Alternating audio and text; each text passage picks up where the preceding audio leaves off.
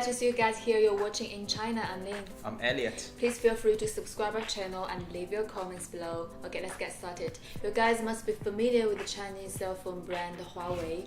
Okay, there's a big news about it. The founder of Huawei, Ren Zhengfei, announced that it is open to sell 5G chipset to Apple. Can you imagine how Apple will respond to that? I know how Donald Trump will react.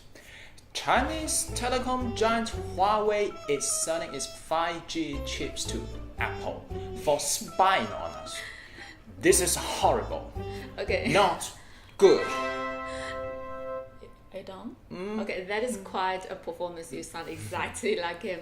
But even if Apple is willing to buy 5G chipset from Huawei, I guess the US government will forbid it. It's a treason, quote his latest tweet. For Chinese people, Huawei is a reliable home brand with high quality and affordable price, but some other countries seem to hold a grudge against Huawei. Yeah, most Western countries, especially the US, seem to worry that Huawei will spy on because they suspect Huawei is connected with Chinese military. But is Huawei really spying on them? Who knows? I highly doubt that because the brand is so competitive and strong, and I guess that is what makes them cannot sleep at night. Yeah, that's how most Chinese feel. Last December, a nationalistic anger swept through China when Meng Wanzhou, CFO of Huawei and daughter of Ren Zhengfei, was arrested in Canada. Yeah, most Chinese people were provoked because they went too far. And right now, Meng Wanzhou is still under home arrest and facing extradition to US. Yeah, I kind of admire Ren Zhengfei when he said he believed the arrest of his daughter will make her stronger, since she's faced little hardship in her life. If it was Ivanka who got arrested, Trump is gone like, you bad people, so bad. Good for you. One of the reasons I love Huawei is that it's always much cheaper in China than other countries.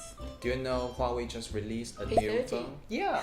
So, do you know the price in China is cheaper than the price in Europe by 30%? That is great. Yeah, so would you buy one? I'm thinking about it. You know, when I was traveling in the Eastern Europe, I saw Huawei stores all over the place. And Huawei, Vivo, and Oppo are the biggest market players. So, what about an iPhone? They told me they don't like iPhones because it's too expensive for a cell phone. Yeah, Chinese are not as crazy about iPhones as they were a few years ago. Once a man actually sold one of his kidneys to get an iPhone. You know, selling the kidney was widely used since then. But you know, like 3 to 5 years ago as a Chinese, I didn't like Huawei.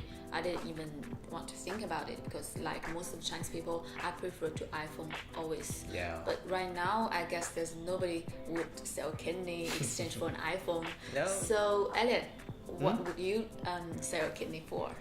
A private jet. Oh, good. It will cost like 100 kidneys. Good luck. So let's move on to another topic, shall we? Now, humans got the first real photo of black hole. This is good news for scientists and a good marketing opportunity for donors. Yeah, but in China, it became a disastrous news for a company called Vero China Group, an online photo agency. After the first photo of the black hole was released on the internet, the company claimed the copyright and saying anyone who wants to use this photo for commercial purpose should pay for it. I mean, it's apparently wrong since the one who took the photo was VHT, not Visual China. And now one thing led to another. Someone discovered that Visual China was not a first-time offender. It's selling Chinese national flags and logos of some big companies like Baidu and even Chinese late great men. For example, it claims copyright of Chairman Mao's photos. Yeah, I mean, seriously, he's been dead for 50 years. In China, copyrights are not well protected, especially for the photos, and Vero China, as the big company, was supposed to change that, but instead, it made itself notorious after this black hole event. In the past, Visual China used to make a huge profit by suing companies or individuals who use their photos illegally. But now people found out the so-called copyrights were fake. We know the intellectual property rights and copyrights are two big issues in China. We used to have pirate DVDs. Everywhere. Yeah, we download movies without paying a penny. So you must have watched pirate movies, right? Of course I did, and I believe so did you. Yeah, everyone did in China. Yeah, I mean, back then we would just watch everything online without paying someone or thinking about whether it is right or wrong. We didn't know that was wrong. Yeah, people don't feel that it's wrong. Yeah, we thought it would do no harm. But now we realize it is not good for the creators. We are not respecting them. Totally wrong thing to do. You know, for some people in China, they're not infringing copyrights on purpose. They really just don't know that it's wrong. And for some other people, they want to lower the cost, so they choose to ignore the copyrights. But now there are some people who know well about copyrights, but they use it to make money in the wrong way. Yeah, it's not easy to change that overnight. People should realize that someone is actually making a living out of it. And this viral China incident can be worked as a warning sign. You know, a lot of people in China are following this topic online, mostly young people.